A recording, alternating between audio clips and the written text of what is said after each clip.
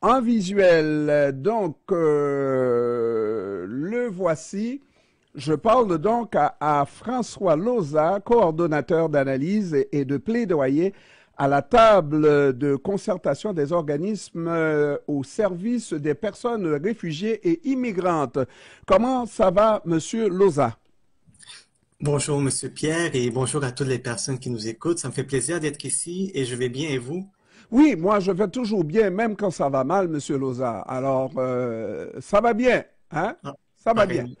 Alors, dites-moi, avec la situation aux États-Unis, on reçoit beaucoup de migrants, mais ça, c'était à prévoir parce que Donald Trump avait annoncé les couleurs et on savait que pour la plupart, surtout ces gens qui avaient des programmes spéciaux, que leur visa allait être révoqué et qu'ils viendraient par chez nous ici au Canada. Est-ce que les gouvernements peuvent dire qu'ils ne s'en attendaient pas ou qu'ils n'avaient aucune idée dans le sens de faire une préparation en ce sens? Mhm. C'est une excellente question. Comme vous l'avez mentionné, c'était quelque chose de prévisible. Donc, pour faire un état de la situation, depuis la fin mars 2025, le poste frontalier de Saint-Bernard-de-la-Colle connaît une hausse. Et c'est une hausse de personnes qui proviennent des États-Unis. Donc, c'est à cause des politiques migratoires qui ont été instaurées par le président américain. C'est quelque chose qu'il avait déjà annoncé, qu'il disait ouvertement depuis la campagne électorale. Et les politiques migratoires du président américain font en sorte, mettre fin à des programmes humanitaires qui affectent plus de 500 000 personnes qui sont actuellement aux États-Unis. Mhm. Donc, c'est quelque chose de prévisible. C'est déjà lors du premier mandat de Donald Trump, euh, on a connu une vague et le chemin Roxfam, etc. Donc, c'était prévisible et c'est pour ça que nous, on demande surtout au gouvernement d'agir en conséquence. Et parce que ce qu'on voit de ce côté-ci, c'est de rédire de ce côté-ci, mais le Québec, c'est de rédire sur les positions traditionnelles de ce gouvernement, à savoir qu'il faut réduire au contraire le nombre de réfugiés. Je ne veux pas croire qu'on va dire que le Québec, le Canada sont ouverts à recevoir des réfugiés, mais il faut les recevoir d'une certaine manière et la tradition chez nous au Canada, c'est que quand quelqu'un fait une demande de statut de réfugié surtout, mais il doit avoir une audition. Exactement. Nous avons vu euh, dans les nouvelles, dans les réseaux sociaux, des images, des vidéos de personnes aux États-Unis se faire arrêter de manière brutale, des personnes qui se font expulser. Donc, c'est des familles qui sont brisées. Et ces personnes, il y en a plusieurs, en fait, la plupart sont arrivés légalement aux États-Unis. Et là, maintenant, à cause d'une nouvelle politique instaurée par le président américain, ben, ils sont affectés. Donc là, la question qu'on doit se poser en tant que société, c'est qu'est-ce qu'on va faire? Parce que si on décide de renvoyer ces personnes aux États-Unis, on sait très bien ce qui va leur arriver. Et nous, comme vous l'avez mentionné, on a toute une histoire de solidarité. On a même une communauté, parce que là, plusieurs de ces personnes qui viennent de demander refuge ici au Canada sont d'origine haïtienne. Oui, mais surtout au Québec, parce que bon, Exact. il y a ce lien-là avec le Québec. Mais c'est exactement ça. Donc ici au Québec, on a une communauté haïtienne. Donc plusieurs de ces personnes, tu sais, viennent ici et peuvent demander l'asile parce qu'il y a des exceptions dans l'entente sur les tiers pays sûrs. C'est quelque chose à prendre en considération.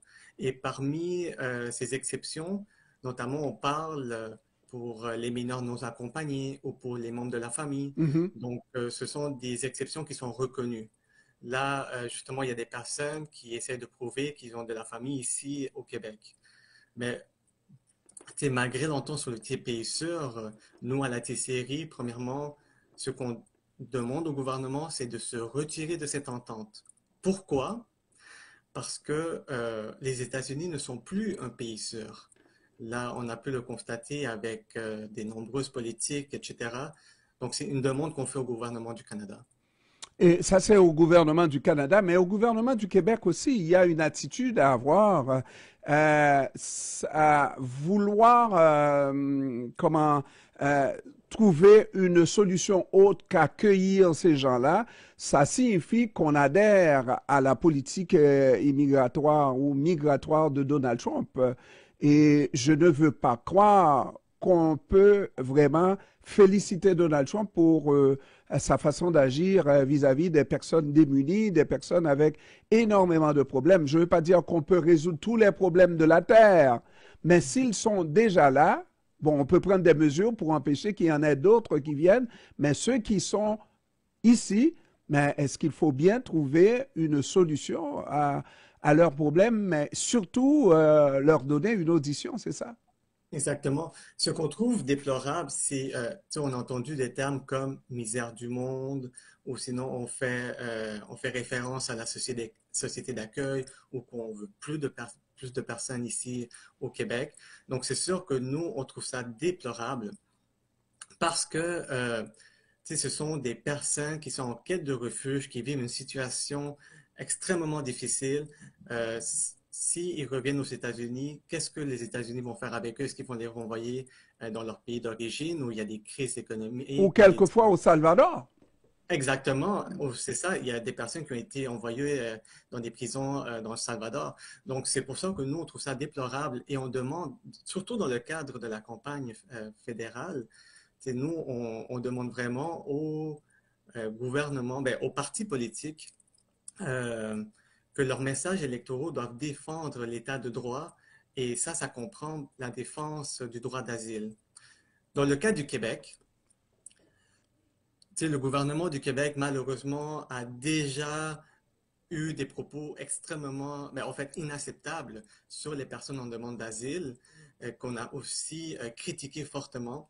Donc, c'est quelque chose, on n'est pas totalement surpris des propos du gouvernement du Québec, mais il y a quand même un contexte qu'on doit prendre en considération et en tant que société, il faut faire quelque chose.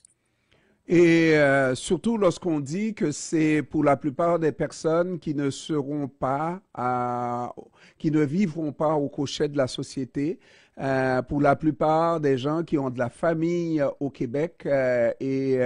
Donc, le problème ou la crise du logement ne posera pas de problème comme tel, étant donné que c'est des gens qui seront hébergés pour la plupart par des membres de la famille. Cela dit, est-ce qu'on est en mesure de trouver des solutions? Je pense que si on est en mode solution et qu'on comprend ce qui se passe, surtout dans mon pays d'origine qui est Haïti, on se doit de faire quelque chose si on veut être solidaire avec le cas d'Haïti. Mhm. C'est pour ça, c'est ce que je dis, c'est si on veut, on peut. Donc, des solutions, on peut en trouver. Nous avons ici, bien sûr, il y a la communauté haïtienne qui est présente historiquement ici au Québec. Il y a aussi des organismes communautaires parmi nos membres, notamment, euh, qui s'y connaissent très bien dans tout ce qui est de l'aide à ces personnes-là. Donc, des solutions, on peut en trouver. Là, la question, c'est est-ce qu'il y a une volonté de la part du gouvernement du Québec? Et c'est ça qu'on doit faire comprendre au gouvernement, c'est qu'on doit faire quelque chose. Donc, on ne peut pas laisser ces personnes revenir dans leur pays d'origine. Et surtout aux États-Unis, où ce n'est plus vraiment un pays sûr. Voilà. François Loza, coordonnateur d'analyse et de plaidoyer à la table de concertation des organismes au service des personnes réfugiées et immigrantes. Je vous remercie, Monsieur Loza, d'avoir pris du temps pour nous cet après-midi. Parfait, merci beaucoup pour l'invitation. Bonne journée. Merci. Au revoir. Bonne journée.